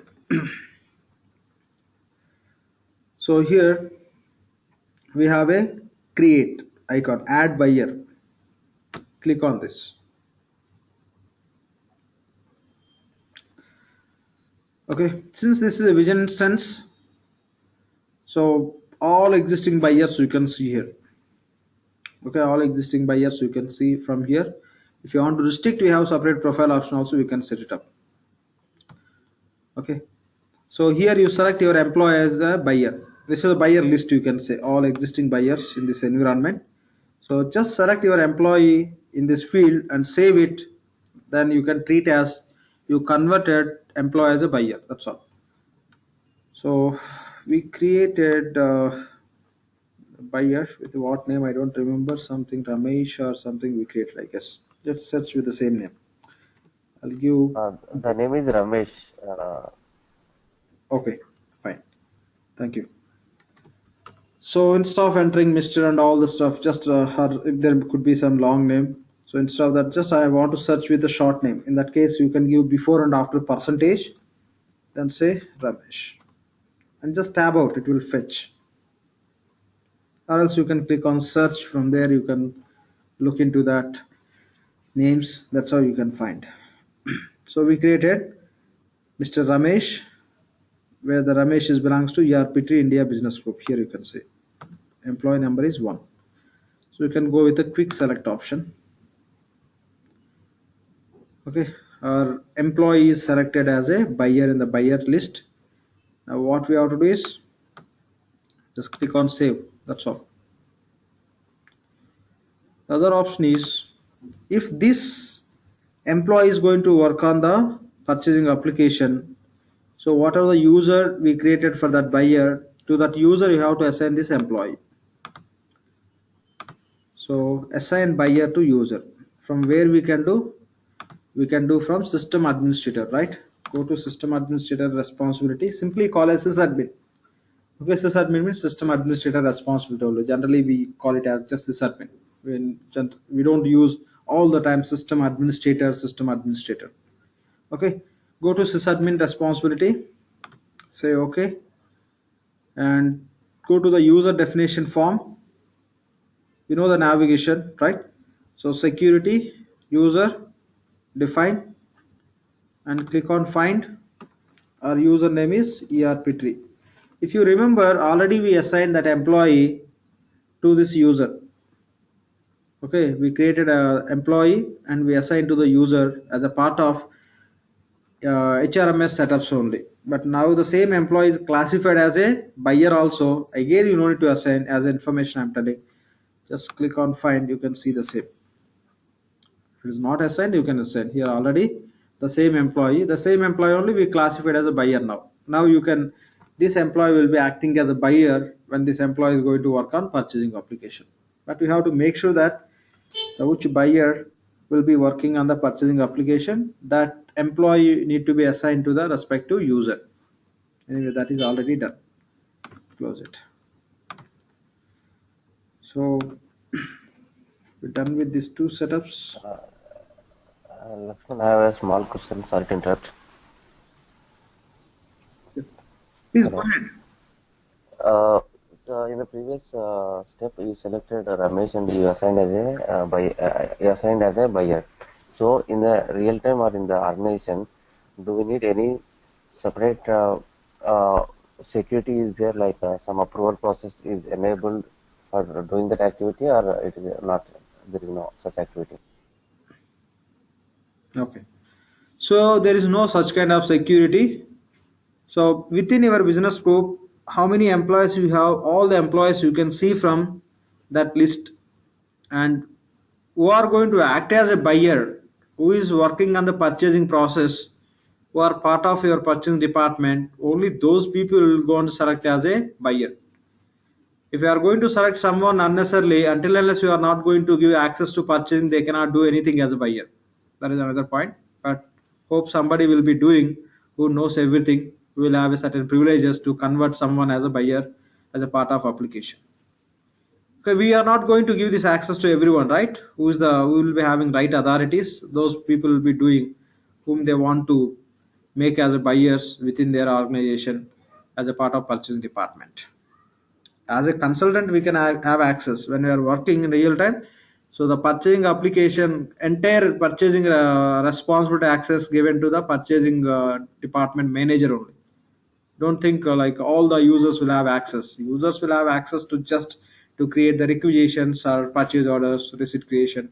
For relevant transaction related functions only, they will be having access. That you will see once you get into that. You can understand those points also. Okay. Okay, thank you. Yeah. Thank you. So what we are doing now, all related to configuration. Generally, these configuration can be done by consultants. It's a one-time task again. Maybe few things on regular basis also you can do. If you are somebody joined today in your company and they are going to work as a part of purchasing department, in that case you may classify them as a buyer. But otherwise, so most of the setups what we are doing, those are one time.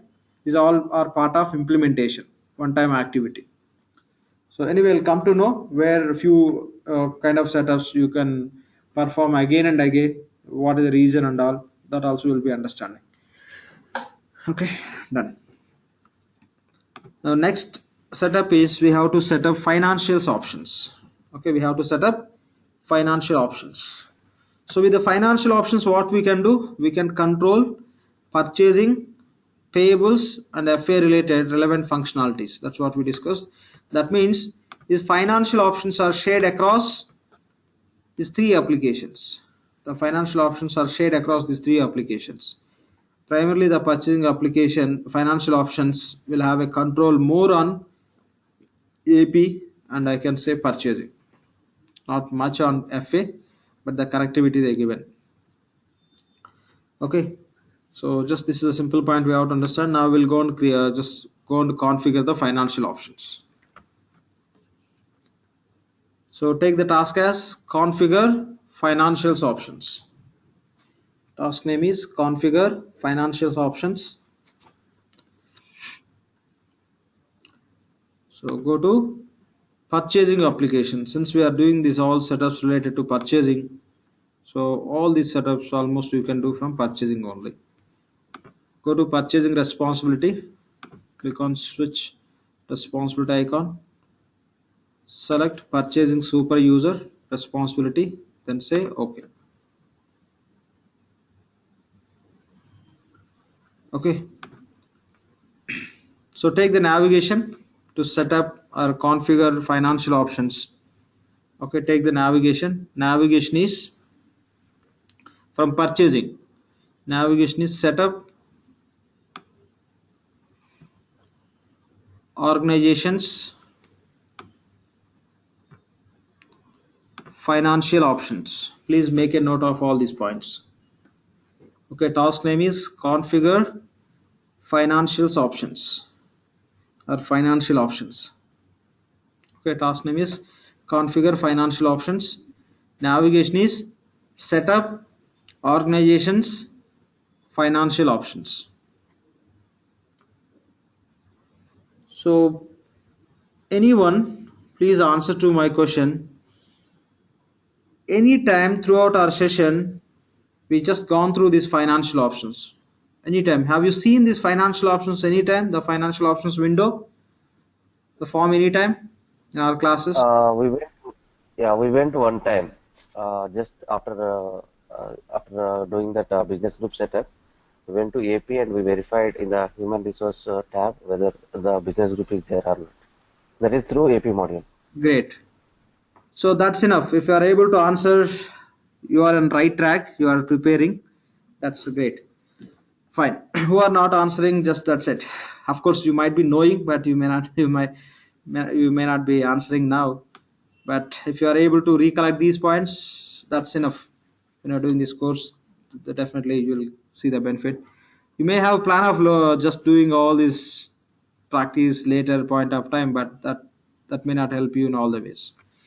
So that is answered. Like after completing the multi-hour configuration, we gone to these financial options to verify our business group is populating, okay, within these financial options under human resource tab. Under human resource tab, if you see our business group, then you can say our multi-hour configuration went fine. If you see different business group, definitely.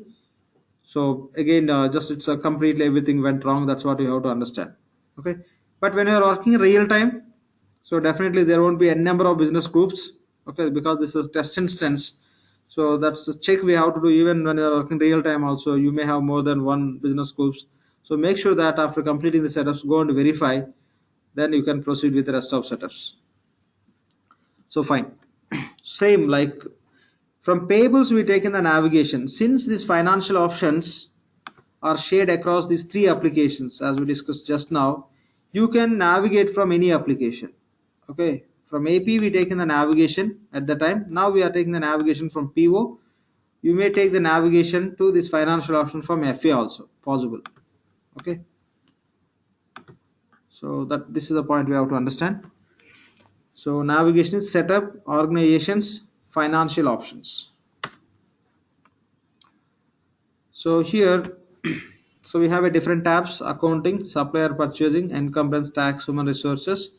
So what are the mandatory fields we'll fill, and when you are working on the relevant concept, even those are optional, we'll come back to these financial options and we'll work on the relevant futures. Okay, for now just you can go ahead with the mandatory fields. So accounting, we have a first tab called as accounting. Under accounting tab we have a field called as future periods. The future periods means it's very simple. Say for example, we are in March month. So we'll open this period. So this period we'll call as current period. The next period is future period. So if I say future periods are 1, here if I say future periods are 1, then what system will do is, if your current period is March, then it will treat, because see, it's a It's a March, then April, then May, right? All are future periods only. But here, if you specify future periods as 1, then what system will do is, even if you are in the March, it will allow you to enter the transactions in April period. Since you are selecting 1, only you can enter in the April. You cannot enter the transaction in the May. That's how you can have a control in the system. But you can enter and to update the balances in the system only for current period. Even the period is, you may have April as a future period, but you can enter the transaction. You cannot update the balances by posting the transaction related information. Just entry you can do, but you cannot update the balance in the system. So that's how this future periods option will be useful. So if you have a requirement where when you are working in the current period, there may be need of entering the transaction in the next period.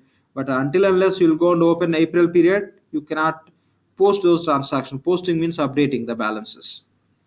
So that is a point you have to understand. But when you create the ledger, when you create our ledger, automatically system will take future enterable periods are 1. So when you open the ledger, you may just go through it. Next time when you open the ledger, I'll show you that. But for payables application, okay, so this future and future periods will be applicable for this financial options for different applications, primarily purchasing, payables and FA. But these setups which we are doing, those will be applicable only for purchasing and AP. This future periods concept is not applicable for FA. Okay, but no need to get confused with this. We will be understanding in the process. Just for now, just give you as a future periods as 1. That means if you are entering the transaction in the current period, the next period also system will allow us to enter the transaction. You may not get an option of posting them, updating the balances. Here provide liability account. It's very simple. When we are creating the transaction, take example as payables, because these financial options for payables also, the account liability account related to payables only. When you create the purchase invoice, okay, when you create the purchase invoice, so say when you are creating purchase invoice with the expense, in that case the expense account is debit, and if you are going to pay that bit later, definitely you have to take the liability account as a credit. So when you create invoice, in every invoice, okay, you have to capture the liability account to track how much you have to pay to your suppliers. In that case, you can use the liability account. That account you have to provide. Whatever the liability account you are providing here, that can be used in the invoice creation process. We'll see that detail level. I'll show you where and where we can give this liability account, from where it will be taken, how it will create accounting entry. We'll open and see all these things we'll be doing when we start working on the transaction. So what are the setups we are doing now in this stage? For all the setups will get a detailed meaning once you start working on the transaction process, because we are doing these setups to support the transaction process. If I want to create invoice, and if I want to process the payment in the payments in the payables, I cannot go and do directly in the payables. I have to do the required setups. Based on that setups only, system will support for the process. Okay, so just for now you can just take the simple point. This liability account is required when you are creating the transaction invoices. So we'll see when you are creating invoice, we'll discuss on that. So just go and select the account called as liability account. Just click on this LOV.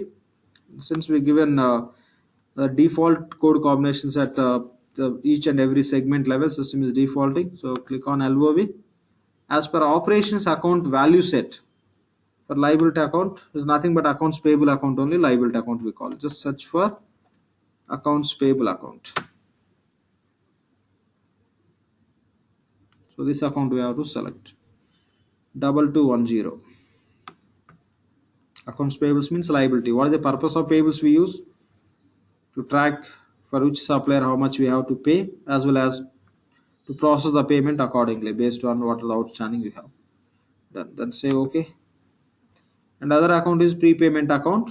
If you want to give some advance to your suppliers, how much advance you are giving to supplier, to track that advances, we can use the prepayment account. Nothing but advance account. So when you are going to record the relevant transaction, this account will be useful. So for now you have to provide this account here since it's a mandatory. So search for prepayment account. Here as per this operations, the naming convention they are given as prepaid expense 1340. You may take these account values because when you are going to practice, we'll be using the same value set operations account. So if you take now these accounts, it will be easy for you. When you're practicing directly, you can go and type that account, you can select it. So here simply you can type and you can select if you know the account. 1340 directly you can give, it will fetch and say okay. So other account we have as a discount taken. So when we do some purchases, so you may get eligibility of, you may get eligibility of getting the discount from the supplier payments. Supplier may says just you have to pay within 1 month, but if you pay within 10 days, discount is applicable. In that scenario, if you are going to get discount on what are the payments you are giving, the discount will be captured by using this discount taken account. For that reason, we have to provide this account as a mandatory account. Select discount taken account. So payment discount. So when you make the payment, you'll get a discount. So just capture like this. And other accounts, bills payables, and some returned earnings, etc. Retainage accounts, all these accounts. So what are the accounts required based on the future when you are working on payables application? Will be providing those accounts. Otherwise, you cannot work on the respective process also. We'll come back to these financial options and we'll be providing which accounts required based on the which future we are going to understand. We'll set up and we'll be working. For now, these three accounts are enough, which are mandatory. The next tab is supplier purchasing. So let me ask you one question here. The receiving options we are setting at what level? Anyone?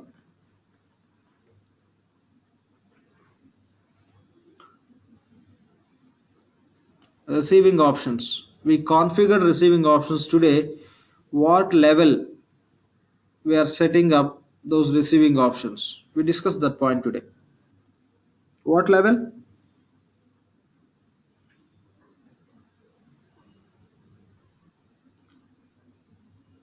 At the inventory level we set up. Yeah, good. So inventory level. So now if you look at financial options, see here what level we are setting the financial options? Operating unit level. Just notice these points. Okay, fine. So now next tab is supplier purchasing tab. Go to supplier purchasing tab. And here you have to select your inventory organization. What is the meaning of selecting inventory organization? It's very simple. So inventory will be under specific operating unit. Inventory will be under specific operating unit. As a part of these financial options, we have to specify under this operating unit, okay, under this operating unit, which inventory organization we have. That you have to select. Just click on this LOB and here always select your actual inventory only, because this is the operating means that the reality you will be doing the business. So here you have to select your inventory. To support this Hyderabad operating unit, whatever the inventory you have, that inventory you have to select. Select and say okay. So then what happens is, from this operating unit, if you are going to create transactions where you need item selection, so in that case you will be able to access the items which are available in this inventory. Okay, I am just selecting this inventory for this operating unit. That means in the system process what happens is, so from this operating unit, if you are going to create the purchase order, so while you are creating the purchase order, you need item. Only you can select items which are available within this inventory organization. Since you are selecting this inventory organization for ERPTREE Hyderabad operating unit financial options. Okay, we are connecting this inventory organization with this operating unit. From that operating unit, you can access the items which are available only in this inventory organization. This is the point you have to understand. Okay, other tabs you don't need to set up anything for now. Encumbrance and tax and human resources, already we gone through this human resources where we verified. And see here, employee number method we given as automatic at this BU information level, business group info. and already we created one employee, so system is showing next automatic number is going to be 2. So just this is a mandatory and basic information you have to provide to complete this setup, then save it. Okay, don't worry about that message and all, save it, saved. Okay, here you can see that confirmation also, one record applied and saved, done. Then close it. So so after setting up this, let me go to this here. Fine, we're done with the financials options. So next setup is purchasing options. The purchasing options purely. Laxman, sorry to interrupt. Laxman, sorry to interrupt. Before going to the next topic, I have one question here. In the multi-arc section, one operating unit can have multiple inventory arcs. In our case, we have only one, so we just mapped EIH, that is the up inventory arc. So in case if we have multiple inventory arcs, how can we set up for the same OU?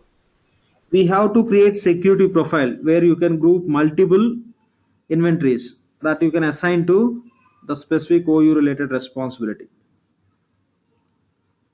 You can assign to responsibility from which responsibility you want to access to multiple inventories, where you need access to that operating it from the different inventories. All inventories you can group and you can assign. That option is available. Okay, yeah, thank you. Yep. You can group and we can assign, possible. That is one option. Other option is if they need access to all the items which are there in the organization irrespective of inventory, they can go with the option as a item master. Item master they can assign, but it's like it's a very generic way of presentation. Normally we don't recommend that. The best practice would be you can group which inventories we require, and here in this setup as a mandatory you have to select one inventory, and that would be separate setup which we call as security profile. There you can group multiple inventories, and along with that inventories, multiple inventories you can group, and you can group within that group with, see what I'll do is, let me talk, since it's a very good question. So I'll say I have a 3 inventories. I'll select OU1, and I'll select inventory 1 and inventory 2 and inventory 3. So say this OU, under this OU you have these 3 inventories. So this 4 I'll group, that I'll call as security profile. This security profile I'll assign to responsibility. That's how it will work. Anyway, for our finance related, we have a separate concept also, relevant one, but primarily we'll be working on OUs only, but its inventory task is not ours, so we don't focus on that. But when we are doing it, I'll show you. I'll just give you that point since we have this question. Okay, you can group and you can assign to the responsibility. So from that responsibility, user will have access to 1 OU and 3 inventory organizations. So when the user is going to work on this, there will be privileges where user can pick the items from these inventory organizations to record the transaction for OU1. That's how we can set up in the system environment if you have that similar business case. Okay, done. Any other questions?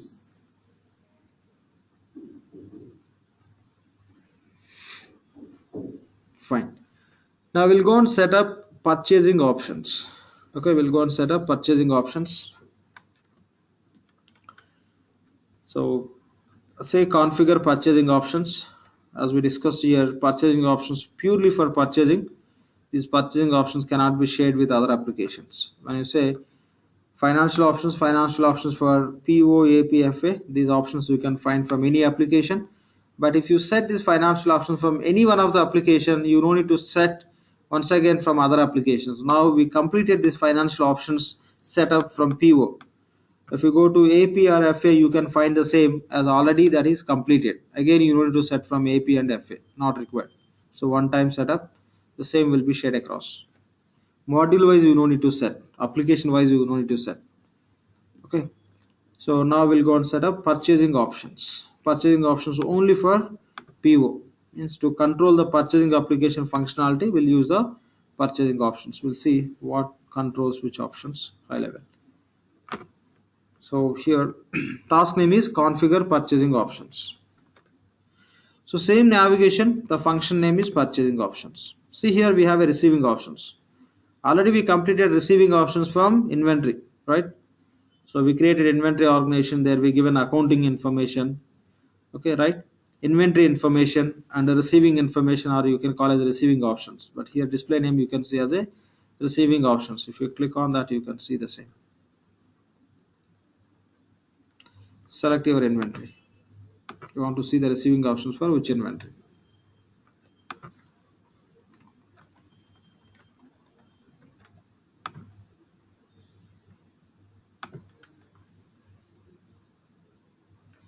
The setup already we completed from inventory, right? So the same you can see here. Just click on go.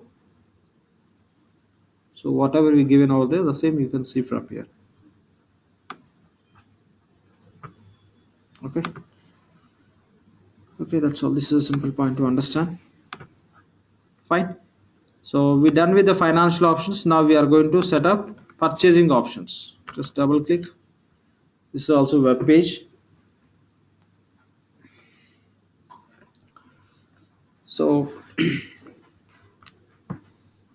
here you can just set up very basic and mandatory information. So here I recommend you to take a note, just make a note that we'll be discussing before we get into the actual discussion. Take the point as we have three type of matching options. Three type of matching options. Please make a note. Sorry. Three type of matching options we have. Those are two-way matching. We'll discuss anyway, but for now in this stage just you make a note. Further we go ahead and start working on the relevant process, we'll be discussing. But till the time just you go through and just remember all these points. Two-way matching and three-way matching and four-way matching.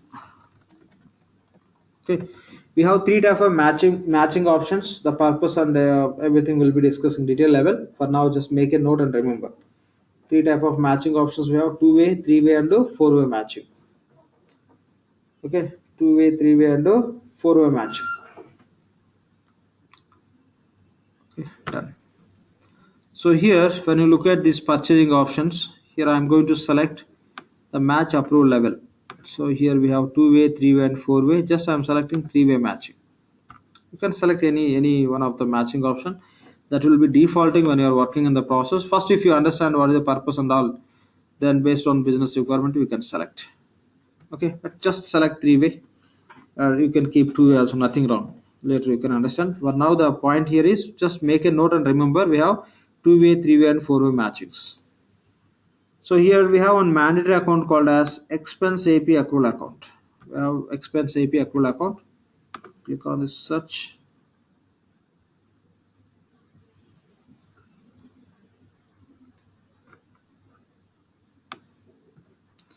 Select expense AP accrual account.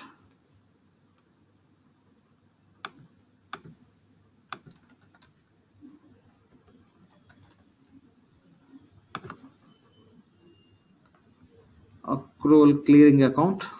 Okay, we don't have expense AP accrual account. No issues, you can select it. Nothing wrong, just to complete the setup.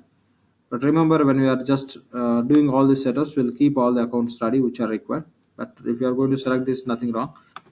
Just you can complete the setup since it's purchasing related, no issues. So here we have to select, okay, this account and just click on create and it will create and select it. But when you are practicing, if you want to select the actual account, so this account you can create in the system and you take the account type as liability account. Okay, you may create account as a part of value set. You can select exactly, if you want to select right account you can do it, but by doing that just for testing you are not going to achieve anything.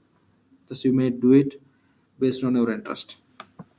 Okay, done. Here if you look at this document numbering, the RFQs, request for quotation and the quotations, POs, requisition, all we call as documents. For that, when you are creating the RFQs, quotations, purchase orders, requisition, how system has to generate the numbering, the preference you can set up here. By default, here we have manual, but when we are working, the clients will be using generally automatic numbering. So I'm going to set up. So when we are creating the requisition, the system has to generate automatic numbering for requisition. So entry, I'm selecting as automatic. Okay.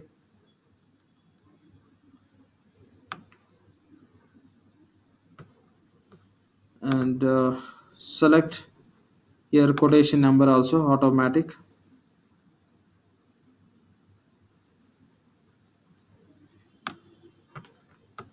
And select PO number automatic.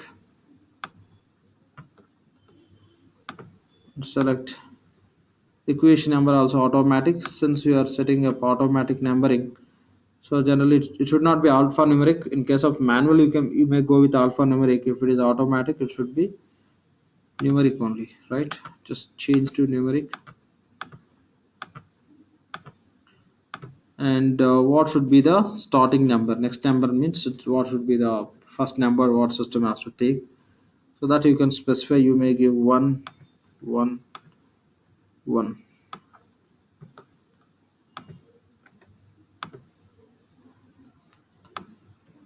So 1 you can give. It is just refreshing. Just provide 1. That's all. So just provide all this information. Ignore that message. Nothing. Okay. So which are mandatory, just you can provide those details here. I just provided a expense API accrual account, and I'm setting up numbering for RFQs, quotations, PO requisitions, and all done. After giving this information, you can click on save. Okay, so your changes have been saved. Done. You can just click on cancel to come out from this form. Okay, done. Also you can close from here. Anyway, we saved it. You can close from here. Done. We completed purchasing options, basic information. Now we'll talk about approvals. So I think it's almost 9 o'clock. Okay, we'll see in tomorrow's session.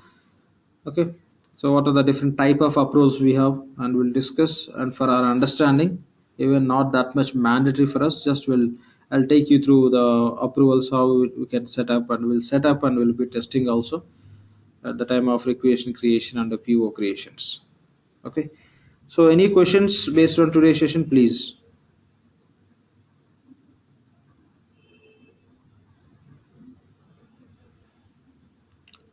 Any questions, please?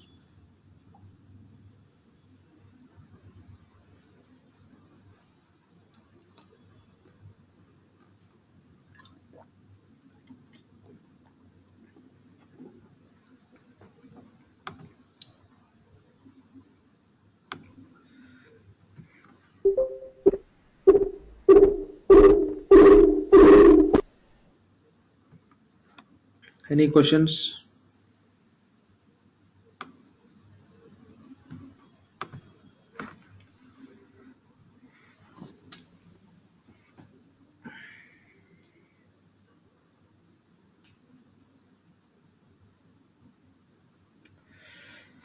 Fine. If no questions, we can wind up the session for today. We'll connect tomorrow same time, sharp 7 o'clock. Okay. So, and see you tomorrow. Have a good day and good night. Thank you all.